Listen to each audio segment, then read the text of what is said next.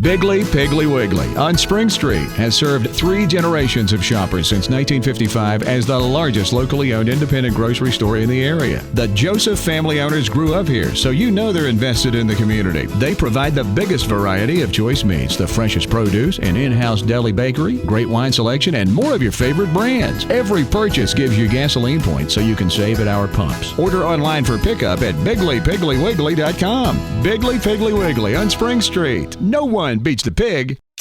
Scoop Squad Truth Pod. Copyright 2024. Scoop Squad Truth Squad LLC.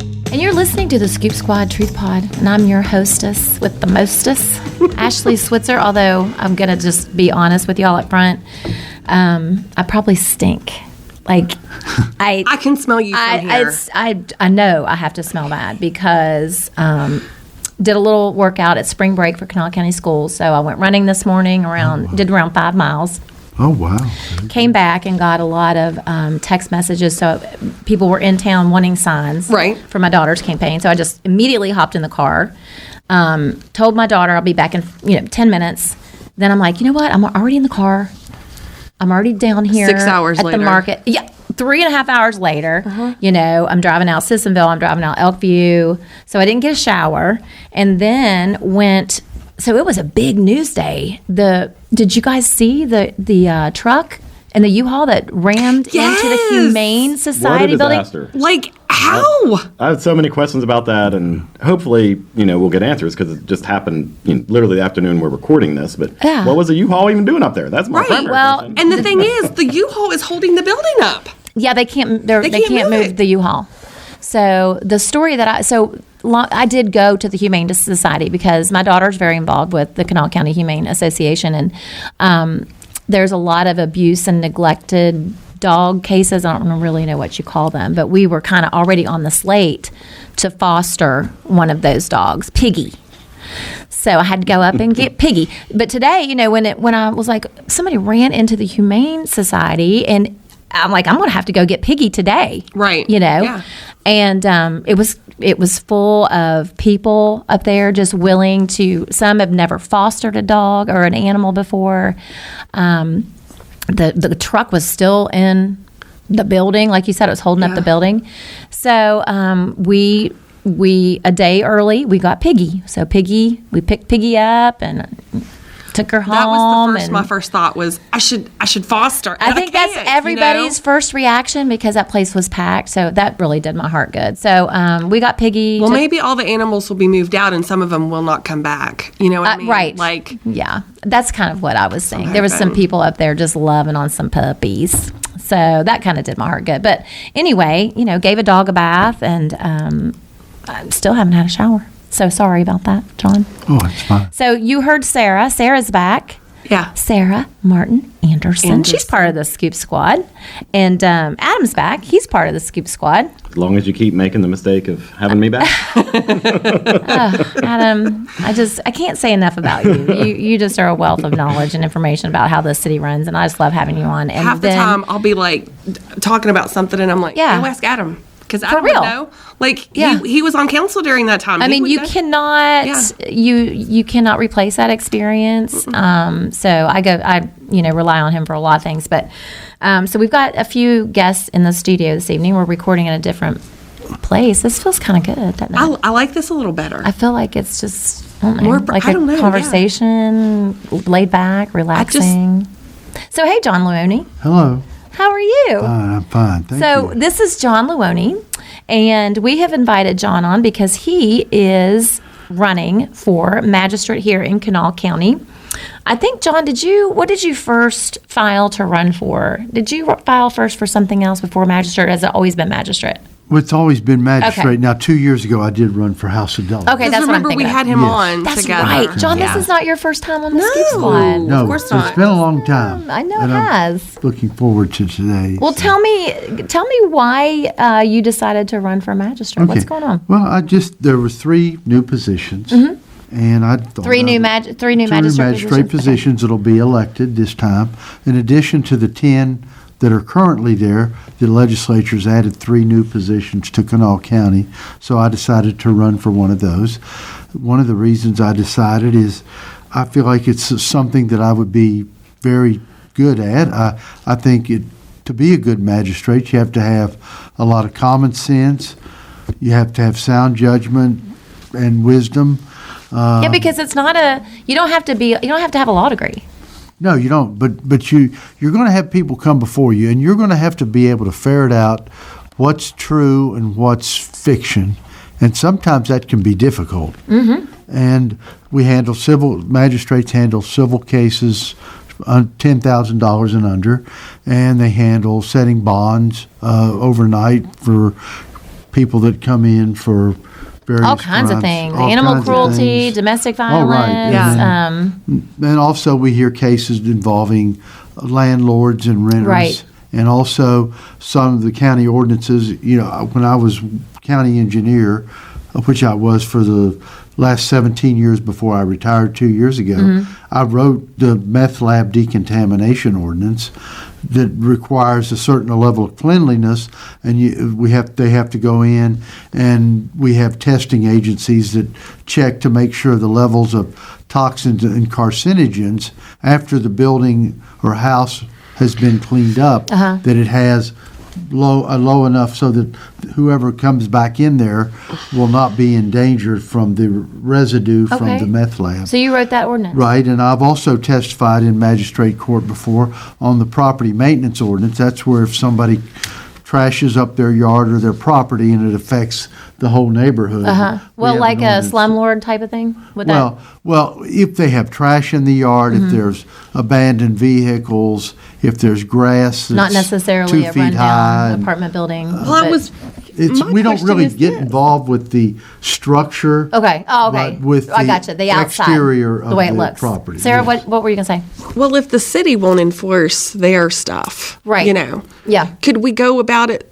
Well, the county ordinances only apply to the unincorporated areas, so each city has their own enforcement of their own ordinances. Yeah, which we hear a lot so at city we would, council. we would have cross It's not being lanes, enforced. Elkview, Sissonville, and the unincorporated areas, like I mentioned. Right. So those are the areas that we would have jurisdiction over. I'm talking about the county. So have you heard that magistrate court is filled with a lot of, what should I say, bogged down with a lot of like paper citations, like on expired vehicles and like just.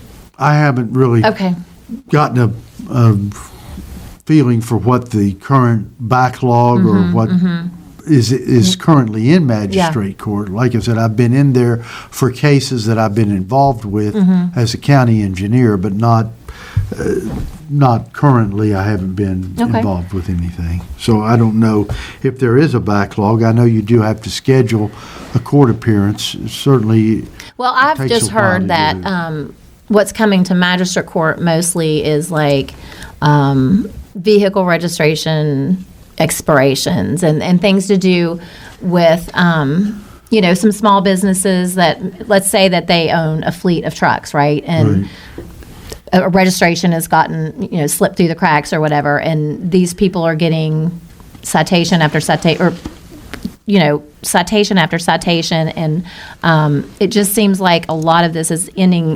The majority of what's going to magistrate court in Charleston is that type of offense, not necessarily. I would think that would be the more serious in offenses the municipal court as opposed to the county magistrate court, but I'm not 100% sure of that. Okay. But I was going to say, John, one of the things I've always been impressed by is just your scope of knowledge and how diverse. The jobs you've had with the county, and we're going to get into the school board later. Yeah. But you were on the board of education, right? For a while. Do you think that is how do you think that experience is going to help you being a magistrate should you become one? One of the things that's good that and of course also as county engineer is I've traveled to county. I know the countywide. I've had to go to Montgomery, Pratt, Cabin Creek, East Bank, Smithers. I'm going to Tornado. So I've been all over the county, even some of the more rural areas that aren't traveled a lot. So I think it's good to know what the county's like when you're running for a county-wide office. And so that's given me experience there. And I just think I know a lot of the ordinances. I just feel like I would have a skill level that would help me be a Right. good magistrate. You're already familiar with the systems. Yeah. And one of the things I feel that we need in a good magistrate is a good level of respect for law and order. And I was happy to get endorsed by the Capital City Fraternal Order of Police. Excellent. I thought that was that kind of demonstrates that I am somebody who is. Yeah, you're a serious. And, one of the Right, things exactly. that I'm concerned about is somebody said, well, we need to make sure violent criminals are locked up, and I certainly agree with that. But sometimes we underestimate the damage, both mental and physical, that criminals do on, like when they prey on seniors. Did they do any physical damage? No, but they probably created unnecessary stress when they've attacked or stolen from seniors or people who can't defend themselves. And, it raises their cortisol level, it raises their Right. blood pressure, it creates a poor quality of life. So I think we need to expand what is considered to be violent, not just Sure. physical violence, but there's mental cruelty. Well, and that's what you'll see a lot, John, as a magistrate. You'll see a lot of those and we need to make sure introductory that crimes, we so to and I speak. just saw where we had a police officer in New York who was shot and killed by somebody, I think it was last week, that's been arrested 20 times. And you have to wonder, why was this person out Yeah. I know New York's a liberal city and they don't believe in jailing criminals, at least not for very long. But here we have a dead police officer, and it's like nobody seems to put a lot of value on that. I certainly do. I think it's something we need to value. Yeah. So, like I said, I'm for the people that are. I'm going to listen, obviously, to every case is different. But, I'm going to take a broad point of view as to what is violent and make sure those people who are doing evil are not going to be bonding out. Let me give you a Right. sample case, if I could. Sure. A police chief told me about this that I talked to recently. There was a fellow that was fishing without a license, okay? And he The horror. came before magistrate court. They set his bond. He couldn't make the bond. So he ends up in a cell at South Central Regional Jail because he couldn't make bond. Meanwhile, who can make bond? The drug dealers and some of these other people that are. Oh, my goodness. Is that a true so story? the drug dealers are out running around because they can make bond. Here, this poor guy who probably was trying to fish just for food is now in South Central Jail. Who's more of a threat to society? This fellow that's fishing without a license, or the criminals that are out on the street? Well, and that's kind of what I was saying. So It's like I feel I like think I want to bring some common sense. Yeah, right. That's crazy. to the I magistrate. need to call my position. brother-in-law and check and make sure he's not in jail because he fishes a lot. Have you not heard from him in a while? I really haven't. I need to make sure John. So that's the kind of thing that I'm talking about. Okay. Actually. Yeah, well, it sounds like you are just a common sense kind of guy. Right. That's what I even say that on my. card. And you have been in the Common sense. county and you have been active and involved. I mean, you were even, what was your position on the recycling, Kanawha County recycling? Oh, I was handling the financial aspects. That's of right, that, that's right. including payroll, federal yeah. and state taxes, all that to make sure they were paid on time. And I had to learn QuickBooks. You I got a didn't lot know of it. hats. You wear Yeah, a lot of hats, don't I had to you? learn that. It was really kind of a Yeah. tough to learn. But once you learn it, it's not too. Well, that bad. was one of the questions I wanted to ask. Yeah. The red hat. That's like the symbol I of the just- I've campaign. always That's the had logo. that. What's up with the red hat? Yeah, what's up with the red always, hat? I've just always had a red hat logo. Back when I ran for something in 2012, and that's when I started it. Yeah. 2012. That's just something I just. You just have like always red had. hats. Yes, I've always. I just had it, and I just never dropped it. I just thought it was a little bit of artistic, not just my picture, Yeah. but a little. So how's the campaign going? How are you received? And Well, what do you hear? everywhere I've What do you been hear so from people? far, I've been received pretty well. I try to go to different events all over the county and speak, and I enjoy doing that and getting to meet people. I was at a St. Albans event last Friday night, meet the candidates. It was primarily aimed at the mayor and the city council because their city elections are also in May. But I got to speak and talk to some of the people, many of the people there, and I went to Bell Town Hall last week. I think Dr. Sachs was there also for that event. So I try to get around to as many things as I can. Yeah, I see you everywhere. I do. And I will just say that there is much more to you than meets the eye. And so I think that it's important that people know what your background is and know how involved you've been in the county. And you just know a lot, and you're a good man. Right. And I think I want people to have confidence if they do vote for me that I'm going to be a magistrate they can rely on to use good judgment and common sense when I'm making. Well, I believe that decision. of you, John. Well, thanks, Ash. You're welcome. Sarah, you got any questions for John? No. John, is there anything else you want to add before we No, take I a just break? wanted to mention my motto. Yeah, what's your motto? What is it? It's on the back. Okay. Do you know it? Wait, let me do it. Let me do it. Avoid the baloney, vote for Luoni. I love that. I love it. I hate baloney. So I'll definitely vote for Luoni rather than eat baloney. I love it, John. All right. Thanks, Ashley. Yeah, thank you, and good luck out there. All right. Thanks. Thanks for coming on the Scoop Well, Squad. I enjoyed it. I've always wanted to. I consider you like the conservative Oprah. That literally just made my whole day. You get a car. I was like, yeah, where are the giveaways? You get a car. You get a car. John, you stole my heart, man. All right, that was John Luoni. Avoid the baloney, vote for Luoni, and we will be back in just 1 second. The Scoop Squad Truth Pod would like to thank our sponsors. Those include Chris Walters at Integrity Insurance, featuring auto, home, life, business, workers' compensation, and pet insurance. Pet insurance, you say? That's health insurance for your dogs or cats that covers special foods, illnesses, surgeries, and medication. They're on 16 Capitol Street in Charleston at 346-9181, or reach them at www.iigwv.com. Also by Jody's Mobile Services, offering steam cleaning, pressure washing, fleet washing, and auto detailing. We come to you. They're at 304-437-3164. And also by Eggplant on Bridge Road. Anything but ordinary. Go to eggplantshop.com. Also by T-Graphics on the west side, 312 Buchanan Street, 345-4816. Go to tgraphics.com for screen printing and embroidery since 1984. Again, at 345-4816. And we are back with the second scoop of the Scoop Squad Truth Pod, and I am your hostess, Ashley Switzer. I've got Sarah in the house. I've got Adam in the house. We just finished up with John Luoni. That was great. I've never been called that before, the conservative Oprah.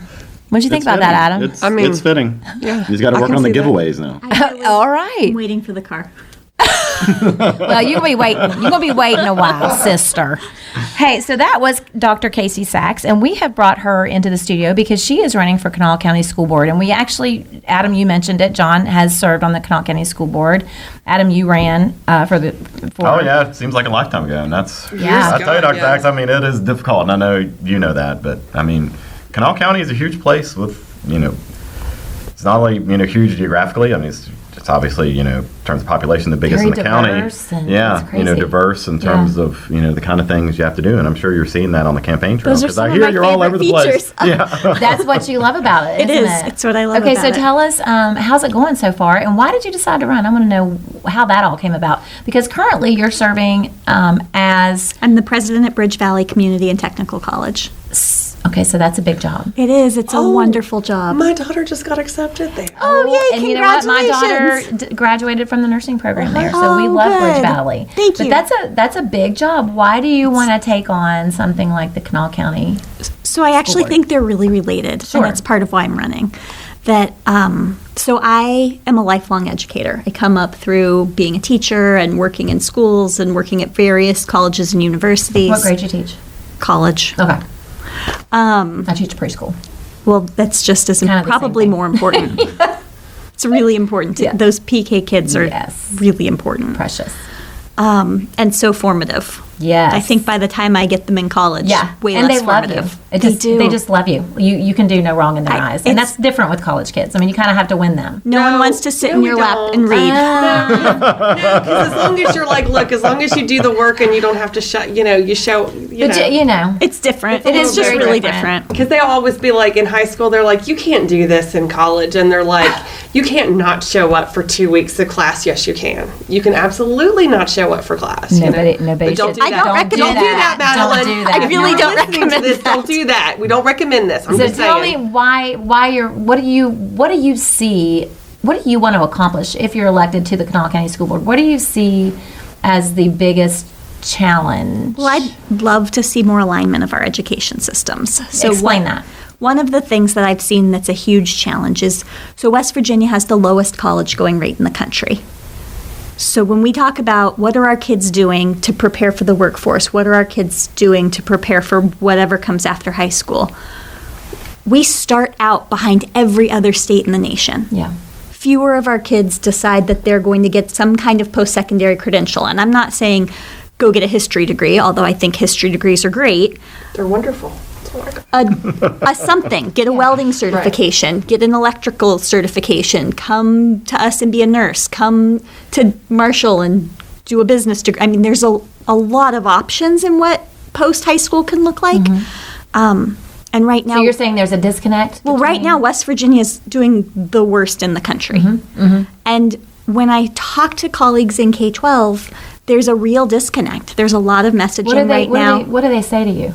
Well, I hear from a lot of adults who are leaders in our school system, well, not everybody needs to go to college. Well, wait.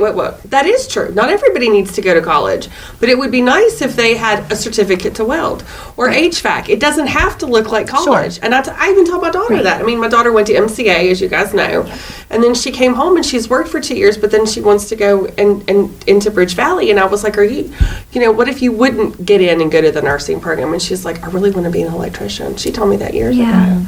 So are you hearing that? Or do you think that they just think that that's the only option?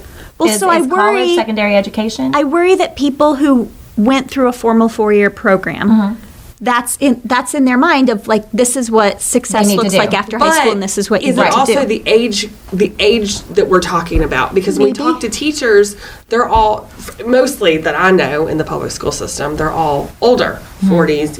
I mean, we have some younger ones, but the people that are molding you in high school are usually older. 50s plus, and that's their what they were mindset, used to. right. That's their mindset. It's just now starting to change, I think. But starting to measure outcomes about how do we get post-secondary certificates? How do we make sure you get to be in an apprenticeship if that's a good fit for you? How do I connect you to those kinds of experiences as a student? And really understanding that, my experience before this, I had the opportunity to work in the Trump administration where I was the Deputy Assistant Secretary in an office at the Department of Ed called OCTE. It's the Office for Career, Technical, and Adult Education. And so I came back to West Virginia in 21 with just some really rich experiences about aligning workforce and aligning education and how are other places doing that well. And the last few years, I've been increasingly frustrated with not being able to see that alignment, and it really inspired me. So to run what for the are board. other places doing well? How are they doing that? Oh my gosh. So starting in middle school, you see all kinds of really interesting career exploration where students have, it's bringing back shop class. It's some really some of it's Home really economics? basic.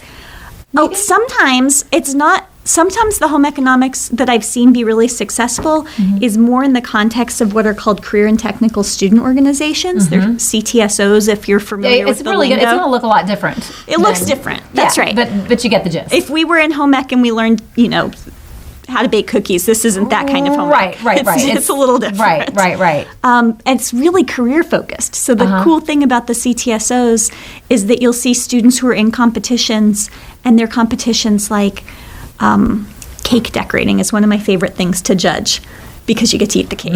So that part's really fun as the adult in the room.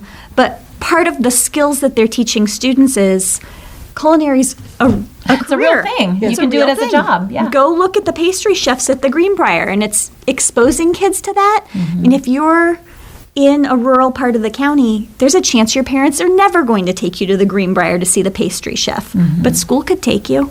And it's really neat to be able to think about that that's possible. And gosh, we have this gem right here in West Virginia. It's not really that far away. Right. How do we get early exposure for kids? And I think that's especially important for non-traditional careers. So by that I mean, like, how do we get men into nursing and women into welding?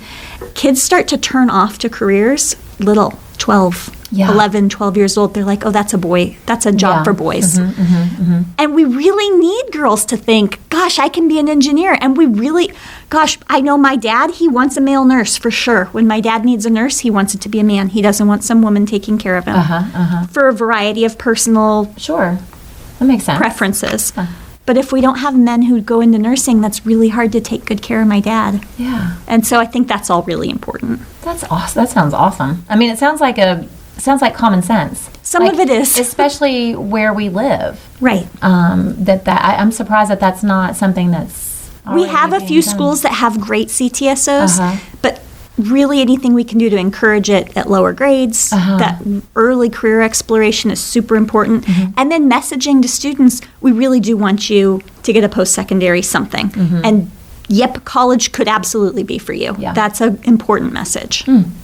Cool. Well, the primary reason I ran was that I felt like, the Board of Education at the time was not spending enough money in the classroom, whether it was on, the teachers Amen. themselves in terms of, the quantity, and or, what the curriculum was. So, one of the things I was very interested in doing was just putting more money into the classrooms themselves.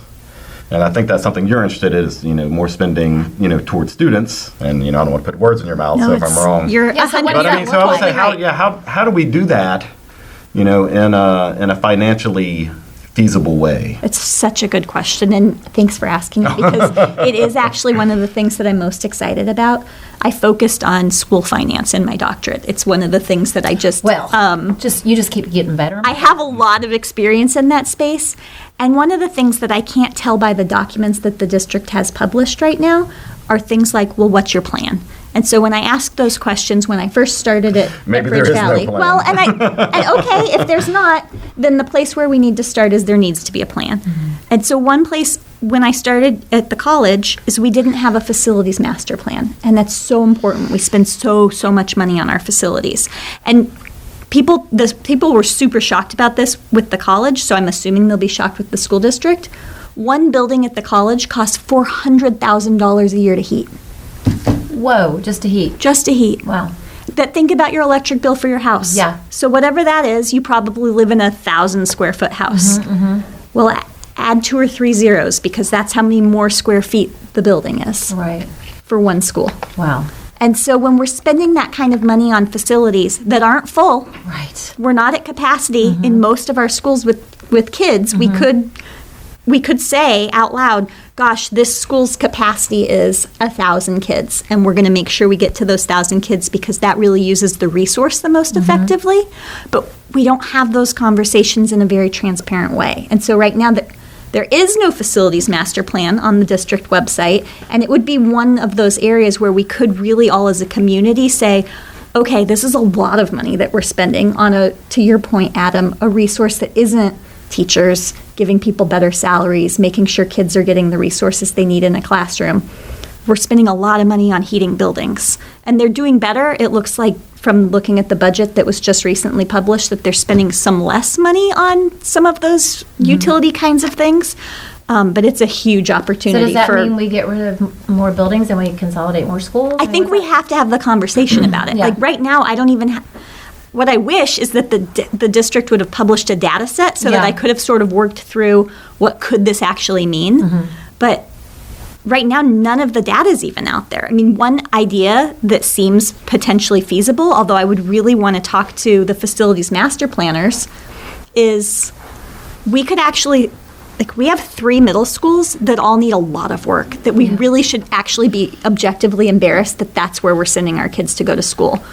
Well, we could say in the next 5 years, we want to build 1 new middle school for all those kids, And then let's make sure that it has capacity for all of those kids, and then close those 3 aging buildings where we really shouldn't be sending our kids in the first place. And collectively as a community say we want a new space for all of these kids. And so we could do that, but it means planning. It means saying in 5 years, here's what the plan is going to be.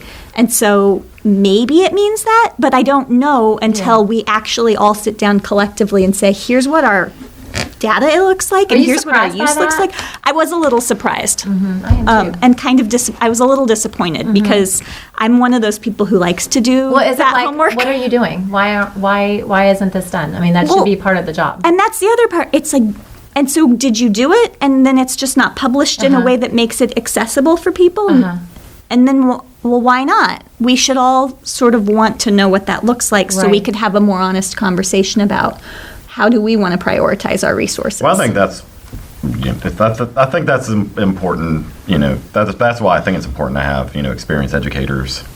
In there, because it's no secret, not everybody on the board has that kind of background. Right. Diddley squat about education. I mean, not everybody does.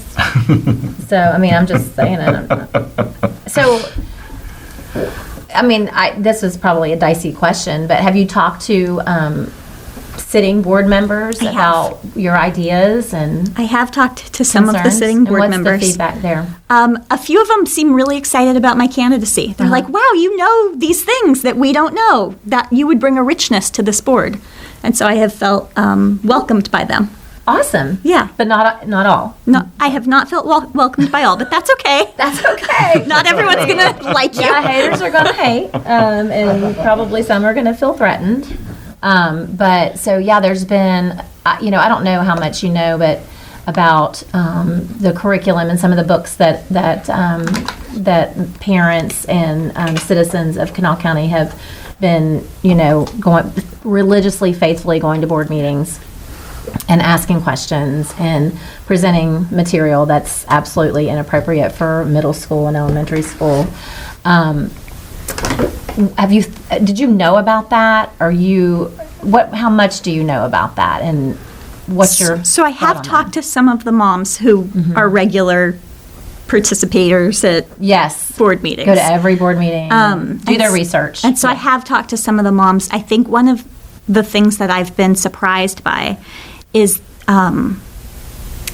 maybe this is exactly the same thing as with the facilities master plan, is that there's not a lot of transparency about what the texts are. Right. And so I think we could all probably have a really interesting conversation about what is an age-appropriate text for a 7-year-old, and we all know that an age-appropriate text for a 7-year-old is different from what's age-appropriate for a 17-year-old.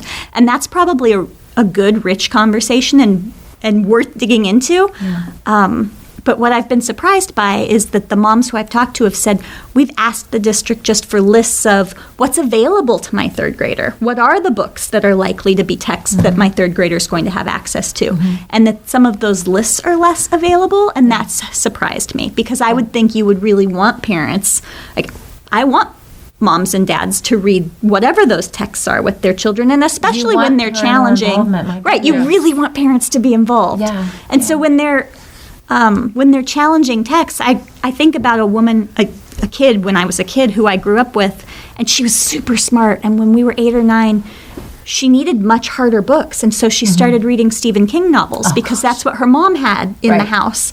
Well, she was terrified all the time. She came to my house for a slumber party, and she was having nightmares. And you can't read The Shining when you're 8. No. It's just not an appropriate text. Right.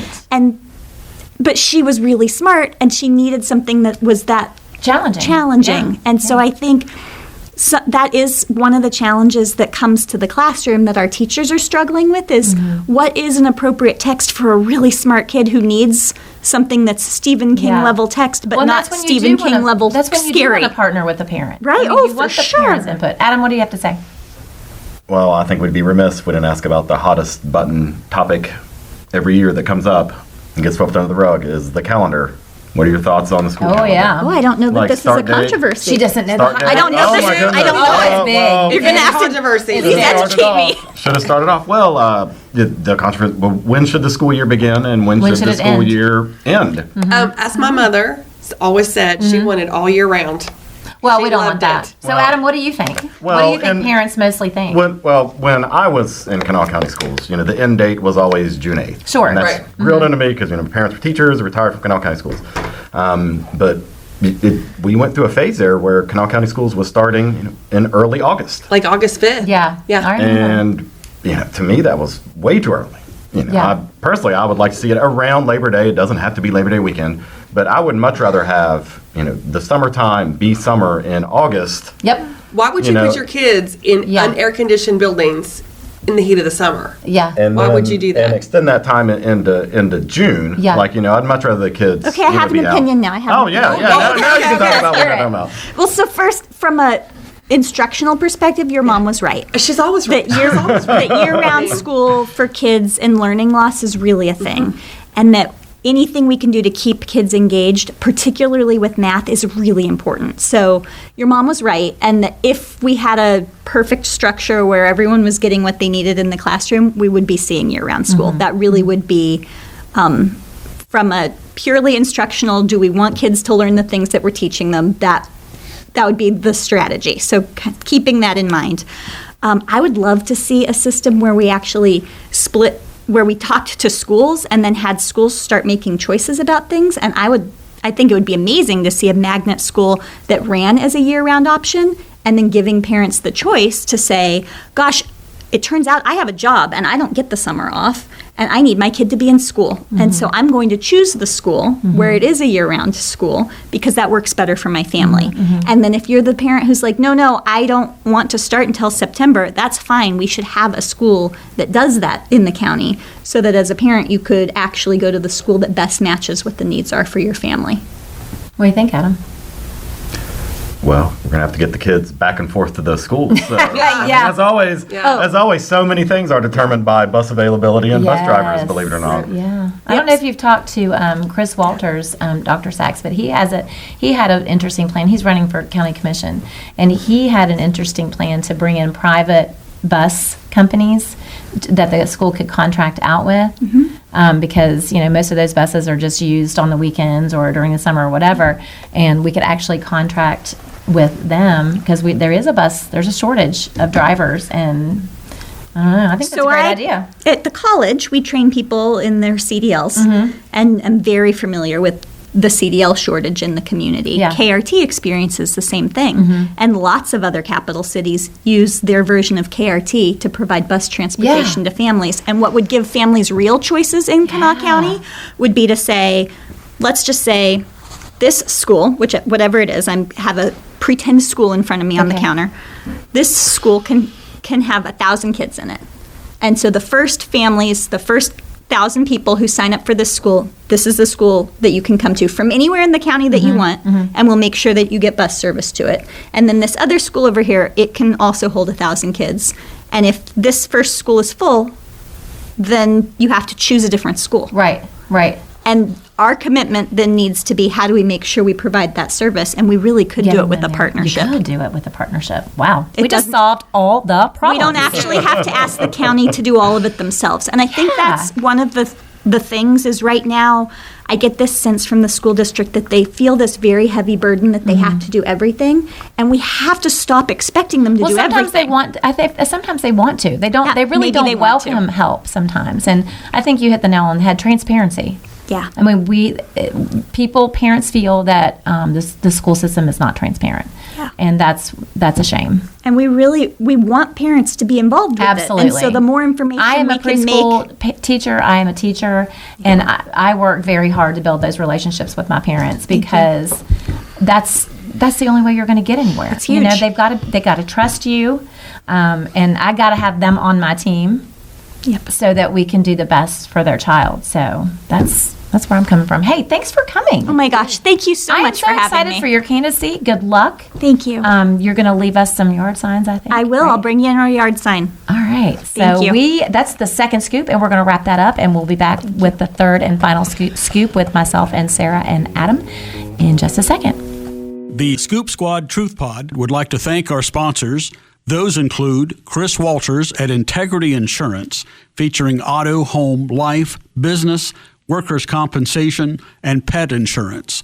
Pet insurance, you say? That's health insurance for your dogs or cats that covers special foods, illnesses, surgeries, and medication. They're on 16 Capitol Street in Charleston at 346-9181, or reach them at www.iigwv.com. Also by Jody's Mobile Services, offering steam cleaning, pressure washing, fleet washing, and auto detailing. We come to you. They're at 304-437-3164. And also by Eggplant on Bridge Road. Anything but ordinary. Go to eggplantshop.com.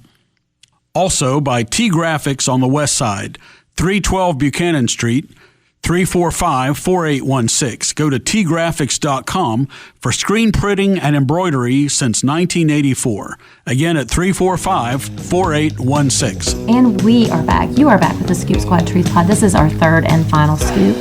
And we're all at the microphones. Yeah. We're just going to have a town hall meeting right here. But Sarah, we wanted to talk with you because you were at the county commission meeting last week. There was a public hearing regarding opioid money, the use of opioid money. I couldn't go to it. So why don't you tell us how that meeting was structured and what happened? Okay, so this was just the first meeting, like all the informational stuff and like how it was going to be set up. So first off, let me say that they're going to set it up.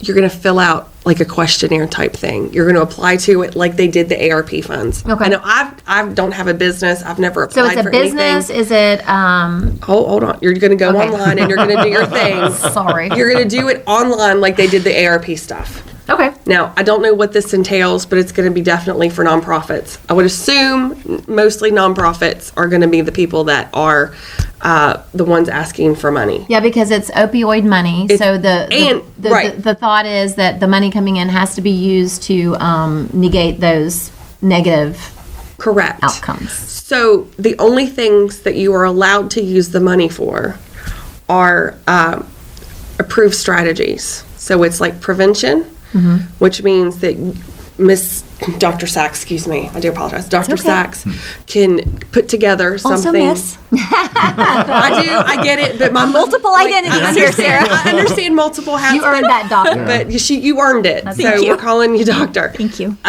So if the Kanawha County Schools was to put together something, they could request money to put together their program and then distribute it through Kanawha County Schools. Aimed at drug prevention, which prevention. Your magnet school sounds awesome, and your what did you call it with the technical career and technical education? Or did we talk about career and there. technical student organizations? Both. I think we talked about both, maybe. Great. But that sounds like something that the money could be used for. That's awesome. The colleges actually anticipated this, and we've already started developing a strategy. So we have a program that's called Ascend at the college. So we provide, we call them wraparound services for students. This means nothing to anybody. Wraparound services. We know about wraparound. So we provide wraparound services. Thank you for knowing what this is to students in particular majors. So we're trying to make sure we get more people into IT and manufacturing and healthcare because those are the jobs that exist in the community. Right. So we want to expand it to people who are in recovery so that we can really focus on, if you're in recovery, how do we make sure that you're in a program that's going to lead to a job and that you don't drop out of the program because you got a flat tire. Right. Or something like that. So we're trying to figure out how to really integrate. You guys have planned for this. We've planned for it. That's awesome. Some of the money can be used to train first responders and community groups on how to use Narcan. You cannot just give away Narcan like some groups do. We understand who those groups are. Right. So you have to be able to have your community meeting, let's say at, whatever office, 50 people show up, you get a little certificate, and you give them the Narcan, and you can do it that way. Okay. What else? I've been trained on how to use Narcan. I think it's kind of the whole idea of stabbing somebody. The whole thing is kind of scary. It's a nasal spray. That would be much better. So you can get that now because first it was to you had to do. That seemed really a lot. Well, and it can also be dangerous. Yes, exactly. Because when you bring someone out of a coma or a drug-induced overdose like that, They're mad. I've heard they're very angry very at mad. that I because have no experience, but I did have the training. Okay. That's what happened. They tell you that? Did they tell you that during the training No. that you could? No one told me that. Oh, Someone yeah. was They're going to angry. wake up. Yeah, they're going to be. Oh, They're going to be angry Yeah. because you've just taken away their. They're high. It's gone, and then they get this nasty headache. Yeah, Yeah, it's I'm terrible. surprised they didn't tell you that. Yeah. That's kind of an important detail. We could use some of the money to expand MAT, which is med-assisted treatment, and not just for opioids. We could, MAT to me is also the drug that you take that helps with drinking. So I don't know if you could do both, because if you want to expand MAT, you've got to expand that too. Okay. So Were there a lot of people at the meeting? No, there was Really? like nobody, and so I was like, well, it's fine. But Commissioner Carper wasn't there, so I wasn't okay. exactly like going to ask President Wheeler or Commissioner Salango any questions. I don't want to talk to them. I hate to say it that way, but I don't know them. I don't know. So did them. anybody ask questions No. at the meeting? Oh, okay. No. But they were like, this is what we're going to do, and I will say that.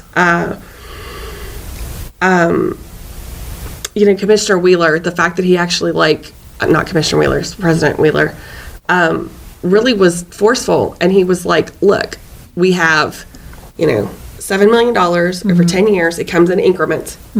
So the first increment is here. You can apply for your grant or, whatever.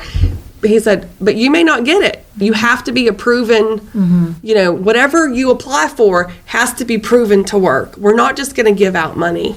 Right. We're not just going to give. seems good. Yeah, That's And he heartening. but we also know what that means because we've been dealing with this for years. I wonder how they're going to vet those applicants. I don't know. Well, hopefully they do it better than the city. Yeah. If you remember what the city did with the So- American Rescue Plan, money, a lot of those, but they were all nonprofits. For what Sarah said, you could apply the same thing to how the city did. It's American Rescue Plan money, and we weren't seeing any results, and some of those were just Some of downright those weren't even questionable. nonprofits, hadn't even gotten their status yet, and were getting Yeah, money. some were. Yeah, some organizations were applying that didn't even have their 501c3 Right, status, and were getting money. It was Lots of money. Wow. And now they don't But exist. I'm glad to hear Now they Commissioner don't Wheeler, exist, yeah. President Wheeler, Yeah. address that issue. And so President Wheeler was like, look, you can send in your application. Doesn't we'll take a look at it. Doesn't necessarily mean you're going to get the money, but we want it because we're going to give the money to agencies that have already proven their Well, established, Yeah, it's- probably. yeah. Established nonprofits that have been doing the work. and have been doing the work and have some sort of success rate. And he said, you can send your stuff in. Yeah. You can absolutely send your stuff in and we'll look at it. Not that we won't, consider you, but we want. So is there going to be another yes. meeting? So there's going to be another meeting and of Another course. public forum or whatever? And So can you ask questions? I guess you can. I guess you could, but I just, Yeah, I didn't. yeah. And so it's $7 million over 10 years. So they're only going to spend $700,000 a year. No, I don't know how many. Oh, okay. The first increment was 2.5 million. The first payout? Okay. First payout. And does maybe you don't know yet, does the 2.5 have to last? So like if I write a normal grant application, I would say, dear federal government, I'm writing a grant application and it's for a 3-year grant or for a Right. 5-year grant. Is it going to be something like that? Well, you can get up to $250,000, but I had some questions because I was thinking about this today. Is that over the lifetime? Is that just once a year that you're allowed to get I have those- 250? I have all these questions. So There's a like, lot of so I don't know that we've gotten there yet. Okay. I just know that there's, you can get up to 250,000. When's Dr. the Sachs- application available? And the application starts April 1st. It sounds like you need to go to the next. So I think we public need to go forum. to the I'll next go, one. I'll go with you. I mean, I'll for sure fill out the application. I would way rather have a form. Give me somewhere to start. Yeah. I like reading. I'm a reader. Yeah. Well, you're a doctor. I So would assume that for you read a me, lot. I pretty often start with, well, what's my starting point, and then I'll ask more questions. Did they Yeah. say anything about any money going for enforcement? Yes, Okay. we can actually use part of this money for funding law enforcement efforts to reduce the oversupply of illicit drugs. Oh. And Do the I was gonna say, a police lot on have to that- apply? I don't know. I don't know how. I don't know. Sorry. Oh no! Well, it's a you know, good- I I mean, wanted to I ask guess. John. You know, You know. if you had any opinion on that, because Mr. Maloney, I'm, from all my times is going to neighborhood watch meetings and community meetings, and listening forums. I can tell you one of the most frustrating things that we had is, these people that were known, opioid dealers and where the local, house was, the local abandoned property. That Everybody knows from. Where they are. And then the most common, thing was, these people were known to police. And I just feel like there's some disconnect between, enforcing, what we have, and then, getting the criminals off the street or giving, the drugs off the street. And that. Well, here's another. So I don't know, John, I don't know if you had any opinion on that, or I've always been puzzled by how you can know where a drug house is. And How does every stays neighbor in know? Existence. I mean, you got people coming in at 2, 3, 4 in the morning, in and out in neighborhoods, and I don't understand. I have to be honest. I don't understand how that. I don't understand how that happens either. Well, I'm just glad to hear that they actually thought about the enforcement side. Yeah, but what I really like, and we have our friend that goes to Blessed Sacrament sometimes with us, and what I really like is that you can apply to expand treatment for pregnant and postpartum women. Oh, excellent. And I know that was dear to my heart, when I was at Women's and Children's, because I saw a lot of that, and so I'm all about it. My mind goes back to there too, because Yeah. there's just so many babies, so many children in homes where there is active, drug addiction, and our nurses, and our hospital workers see it all the time. We've got, I think, 20 babies at any given time in the NICU. Yeah. Wow. So Kanawha County is getting $7 million. Is that 7 I want to over say 10? I want to say it's 7 over 10. Okay. I wonder the what one- that's the one like that- other counties like. My our- mind goes to like. I think Charleston's getting, because you had the guest on before you were talking about. Isn't Charleston getting money too? I think so. I mean, all the city? counties are getting stuff, but it all goes on how hard hit the county, city, was. Which I made the point a couple shows ago that I would argue that Charleston and Kanawha County was not the hardest hit. Yeah, not comparatively. County You look at some in other West counties, Virginia. I mean, When you that's- look at Cabell. you look at the surrounding Yeah. counties, Oh, and absolutely. Boone County, and Logan, and Lincoln, and Calhoun, and all of. Well, if they split up the $1 billion this way, and we're getting $7 million, we only got 7%. Were we 7% of the problem? Statewide, maybe. I don't know. I'd just be interested to know what other counties Yeah. are getting.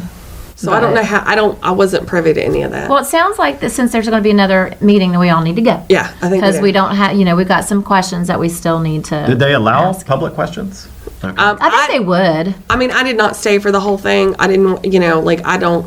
This is not my thing. Yeah, That was I will say county commission meetings are much different than City of Charleston meetings Yeah. because City of Charleston meetings like high security, like they've moved the security police, the check-in down to the first floor now, and city council members don't even have to go through it, but like it's a whole big deal now.